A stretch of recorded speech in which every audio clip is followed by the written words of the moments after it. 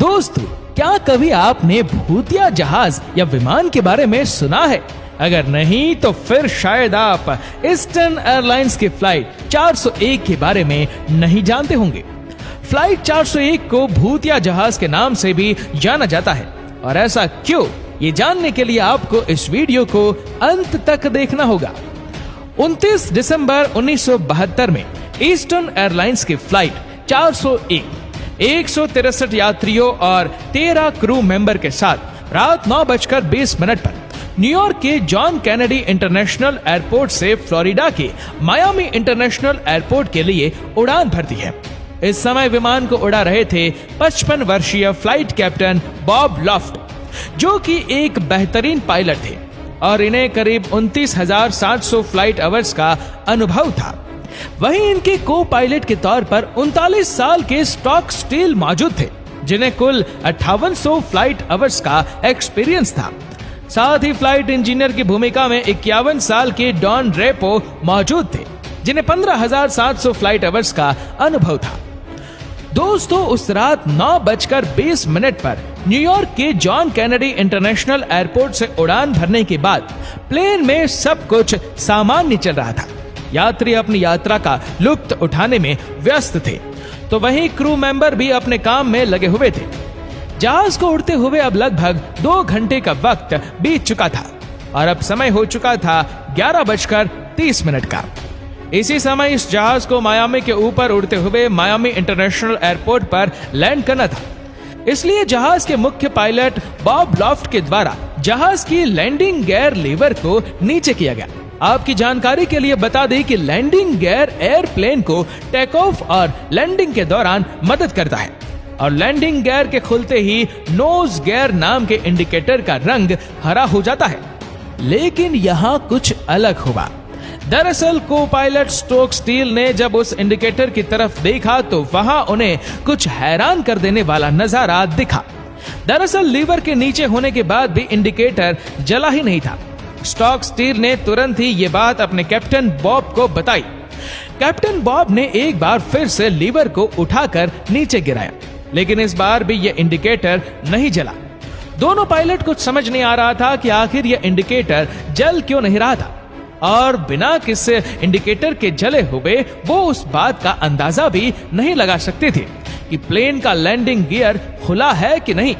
और अगर बिना लैंडिंग गियर के खुले प्लेन को लैंड करवाया जाता तो एक बड़े हादसे का शिकार होना तय था। इसलिए पायलट ने तुरंत एटीसी से संपर्क कर उन्हें इस बारे में बताया कि उनके जहाज का लैंडिंग गियर नहीं खुल रहा है। इसके बाद एटीसी ने पायलट को निर्देश दिया कि वह तुरंत अपने जहाज को 2000 फीट की ऊंचाई पर ले जाए। इसके बाद कैप्टन बॉब जहाज को 2000 फीट की ऊंचाई पर लेकर गए, जहां पश्चिमी दिशा में बने दलों के ऊपर यह जहाज मंडराता रहा। इसके बाद कैप्टन बॉब ने को पायलट कैप्टन स्टॉक स्टील से कहा कि अब विमान को ऑटो पायलट मोड में डालकर छोड़ दो। ऑटो पायलट मोड पर डालने की 80 सेकंड बाद तक ये जहाज करीब 2000 फीट की ऊंचाई पर ही उड़ता रहा। इसके बाद flight engineer Don Repo cabin में आए तो कैप्टन बॉब ने उन्हें इस इंडिकेटर में आई खराबी को चेक करने के लिए कहा। फ्लाइट इंजीनियर रेपो ने इस पूरे इंडिकेटर सिस्टम को खोल दिया और उसे बारीकी से चेक करने के लिए कहा, लेकिन सब चेक करने के बावजूद भी यह इंडिकेटर नहीं जला। इसके बाद उन्होंने उस बटन को दबाया जिससे प्लेन की सारी वार्निंग लाइट्स एक बार में ही जल जाती है, जिससे यह पता चलता है कि जहाज के सभी सिस्टम सही से काम कर रही है या नहीं। लेकिन उस बटन को दबाने के बावजूद भी यह इंडिकेटर नहीं जला, जिसके बाद कैप्टन बॉब ने रेपो को आदेश दिया कि वह जहाज के बॉटम केबिन में जाकर उसमें बनी एक छोटी सी खिड़की से देखे कि लैंडिंग गियर खुले हैं या नहीं। रेपो बिना देरी किए बॉटम केबिन में पहुंचे, जहां उन्होंने देखा कि जहाज के पीछे वाले लैंडिंग गियर तो खुल चुके हैं, लेकिन नॉज लैंडिंग गियर अभी भी बंद है और बिना नॉज लैंडिंग गियर के प्लेन को लैंड करवाया ही नहीं जा सकता था। और अगर वह ऐसा करने की कोशिश करते भी तो भी प्लेन एक बड़े हादसे का शिकार बन जाता। इन सब के बीच अब लगभग 2 मिनट का समय बीत चुका था और जहाज अपने आप ही 100 फीट नीचे आ गया था। लेकिन इस बात पर ना ही पायलट का ध्यान गया और ना ही कोई क्रू मेंबर इस बात को महसूस कर पाया कि जहाज धीरे धीरे नीचे की ओर जा रहा है। अगले 70 सेकंड्स में यह प्लेन 250 फीट और नीचे आ जाता है। इसके बाद प्लेन के सभी वार्निंग अलार्म एक साथ बजने शुरू हो जाते हैं। जहाज में हर तरफ अफरा तफरी का माहौल बन जाता है। सभी पैसेंजर्स डर के मारे इधर उधर दौड़ने लगते हैं। क्रू मेंबर सभी यात्रियों को शांत करने में लगे रहते हैं। अगले 50 सेकंड में यह जहाज अपनी निर्धारित ऊंचाई 2000 फीट के बजाय 1000 फीट पर ही आ जाता है। इसके बाद को पायलट्स स्टॉक स्टील इस विमान को 180 डिग्री पर घुमाने का प्रयास करता है, लेकिन ऊंचाई कम होने की वजह से वह इसमें सफल नहीं हो पाई और अगले 10 सेकंड से भी कम समय में यह विमान नीचे आकर क्रैश हो गया। मौत का यह मंजर कितना भयानक होगा, इसका अंदाजा आप इस बात से भी लगा सकते हैं कि जब यह प्लेन जमीन से टकराया था तो इसकी स्पीड 365 किलोमीटर प्रति घंटा थी। विमान का मलबा एयरपोर्ट से करीब 30 किलोमीटर दूर जाकर मिला। इस हादसे में 101 लोगों की मौत हो गई, जबकि लकी ही 75 लोगों की जान बचा ली गई, जिसमें से 67 पैसेंजर्स थे और 8 क्रू मेंबर। इसके बाद इस घटना की जांच बैठाई गई और प्लेन के मलबे से मिले सही पार्ट्स को दूसरे प्लेन के खराब हुए पार्ट्स की जगह यूज में ले लिया गया। लेकिन दोस्तों, आप ये सोच रहे होंगे कि ये क्रैश तो किसी भी नॉर्मल प्लेन क्रैश की तरह ही था, तो फिर यह जहाज भूतिया कैसे हुआ? तो इस बात को समझाने के लिए अब हम आपको एक और ईस्टर्न एयरलाइन ट्राई स्टार 318 की ओर ले चलते हैं। 180 यात्रियों से भरा हुआ यह विमान न्यूयॉर्क से फ्लोरिडा के लिए उड़ान भरता है। उड़ान भरने के कुछ देर बाद ही इस विमान की एयर होस्टेस फे मैरीवेदर अपनी सीट से उठती है और फूड स्टोर की तरफ जाती है।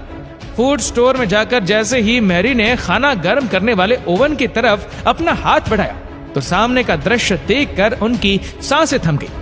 मैरी चीखना तो चाहती थी, लेकिन उनकी चीखें गले से बाहर ही नहीं निकल रही थी। अब आप भी सोच रहे होंगे कि आखिर मैरी ने ऐसा क्या देख लिया कि वो इतना ज्यादा डर गई। दरअसल ओवन के पीछे लगे शीशे में एक चेहरा दिखाई दे रहा था जो बेहद ही ज्यादा डरावना था। साथ ही उस डरावने चेहरे की आंखें भी हिल रही थी। मैरी उस चेहरे से कुछ कहना चाहती थी, लेकिन उसकी आवाज निकल ही नहीं रही थी। अंत में डर के मारे मैरी ने अपनी आंखें ही बंद कर ली। फिर कुछ देर बाद जब उसने आंखें खोली तो सब कुछ सामान्य था। वह चेहरा भी अब वहां से गायब हो चुका था। मैरी ने सोचा कि शायद ये सब उसका वहम हो, और ये सोचते सोचते जैसे ही एक बार फिर से उसने अपना हाथ उस ओवन की तरफ बढ़ाया तो वैसे ही वह चेहरा एक बार फिर से उसके सामने आ गया और इस बार उसकी आंखों की बजाय उसके होंठ हिल रहे थे। ऐसा लग रहा था जैसे ये चेहरा मैरी को कुछ बताना चाहता हो। मैरी को भी कुछ देर के लिए लगा कि मानो वो किसी और ही दुनिया में आ गई हो, लेकिन अपने आप को संभालते हुए वह सीधा विमान के फ्लाइट इंजीनियर के पास पहुंची और उसे यह सारी घटना बताई। एक बार के लिए तो फ्लाइट इंजीनियर को भी मैरी की इस बात पर विश्वास ही नहीं हुआ, लेकिन जैसे ही वह मैरी के साथ फूड स्टोर में पहुंचा तो उसके होश ही उड़ गए, क्योंकि वह चेहरा असलियत में ही शीशे में दिखाई दे रहा था और अब की बार तो यह चेहरा बोल भी रहा था। फ्लाइट इंजीनियर और मैरी दोनों को ही वह चेहरा बोलकर चेतावनी दे रहा था कि सावधान रहो, इस जहाज में कुछ ही देर में आग लगने वाली है। इतना कहते ही वह चेहरा एक बार फिर से वहां से गायब हो गया। मैरी को अभी तक ये समझ में नहीं आ रहा था कि आखिर यह चेहरा किसका है, लेकिन फ्लाइट इंजीनियर ने इस चेहरे को तुरंत पहचान लिया था। दरअसल ये चेहरा फ्लाइट 401 के क्रैश में मारे गए फ्लाइट इंजीनियर डॉन ड्रेपो का था। जी हाँ, सही सुना आपने। उन्हें चेतावनी देने वाला कोई और नहीं बल्कि डॉन ड्रेपो का भूत ही था। इसके तुरंत बाद फ्लाइट इंजीनियर और मैरी ने सभी क्रू मेंबर और पायलट को ये बात बताई, लेकिन किसी ने भी उनकी बात पर विश्वास नहीं किया। लेकिन इसके बाद फ्लाइट जैसे ही आगे बढ़ी तो मैक्सिको के पास पायलट को जहाज के इंजन में कुछ गड़बड़ी महसूस हुई। इंजन के ठीक से काम न करने के कारण विमान को वापस न्यूयॉर्क की तरफ मोड़ दिया गया। न्यूयॉर्क पहुंचकर इस जहाज ने सफल लैंडिंग भी कर ली। जहाज को रिपेयर करने के बाद जांच के लिए एक बार फिर से उड़ाया गया, लेकिन विमान ने जैसे ही उड़ान भरी तो उसके लेफ्ट साइड का इंजन हवा में ही बम की तरह फट गया, जिसे देखकर सभी की सांसें अटक गई। ये हादसा देखकर फ्लाइट इंजीनियर और मैरी को बार बार डॉन रेपो के उस शब्द याद आ रहे थे। इस हादसे को देखकर सभी बार बार यही सोच रहे थे कि अगर वह जहाज में बैठे होते तो अभी तक वह शायद ही जिंदा बच पाते। इस तरह के अजीब विमान हादसे के कारण ही इस घटना को दी घोस्ट फ्लाइट ऑफ फ्लाइट 401 नाम दिया गया था। और इतना ही नहीं, सन 1978 में इस घटना पर दी घोस्ट ऑफ फ्लाइट 401 नाम से एक मूवी भी बन चुकी है। साथ ही आपको एक डरावनी बात और भी बता देते हैं कि जो ओवन फ्लाइट 318 में लगा हुआ था उसे फ्लाइट 401 के मलबे से निकाल कर ही लगाया गया था। तो शायद अब आपको इन दोनों जहाज के बीच का लिंक समझ आ गया होगा। हालांकि ये पहली बार नहीं था जब ये भूतिया घटना घटी हो।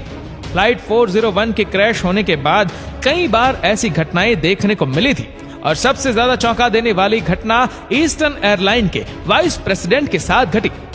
दरअसल ये बात 1973 की है, जब ईस्टर्न एयरलाइंस के वाइस प्रेसिडेंट फ्लाइट 318 से यात्रा कर रहे थे। उनके बगल वाली सीट पर पायलट की ड्रेस पहने फ्लाइट का कैप्टन बैठा था। दोनों के बीच अच्छी खासी वार्तालाप चल रही थी, लेकिन तभी अचानक वाइस प्रेसिडेंट को महसूस हुआ कि अगर जहाज का कैप्टन ही उनके साथ बैठा है तो फिर जहाज उड़ा कौन रहा है। ये सोचते ही वाइस प्रेसिडेंट तुरंत उठे और पायलट के केबिन की तरफ दौड़े, लेकिन भागने से पहले उन्होंने एक बार गौर से अपने साथ बैठे कैप्टन के चेहरे को भी देखा और जैसे ही उनकी नजर इस चेहरे पर पड़ी तो उनकी हालत खराब हो गई, क्योंकि वह इस चेहरे को अच्छी तरह से जानते थे। दरअसल ये चेहरा फ्लाइट 401 के कैप्टन बॉब लॉफ्ट का था, जिन्हें मरे हुए अब 1 साल का वक्त हो चुका था और वही बॉब लॉफ्ट का भूत बनकर उनके बगल में बैठे हुए थे। खैर, इसके बाद वाइस प्रेसिडेंट तुरंत उठकर पायलट के केबिन में पहुंचे और सारी घटना उन पायलट्स को बताई। जब पायलट बॉब लॉफ्ट के भूत को वहां देखने पहुंचे तो वहां से वह गायब हो चुके थे। ऐसी ही एक घटना ट्राई स्टार 318 में एक बार और घटी, जब इस जहाज के फ्लाइट इंजीनियर विमान के रूटीन टेस्ट के लिए जहाज के केबिन में घुसे, लेकिन केबिन में घुसने के साथ ही उनकी सांसें अटक गई। और ऐसा इसलिए क्योंकि फ्लाइट के केबिन में उन्हें डॉन रेपो का भूत बैठा हुआ दिखाई दिया। फ्लाइट इंजीनियर को देखने के बाद डॉन रेपो का ये भूत उठा और उनसे बोला कि जहाज में सब कुछ ठीक है। इतना कहते ही वह तुरंत जहाज के पीछे वाले दरवाजे से कहीं गायब हो गए।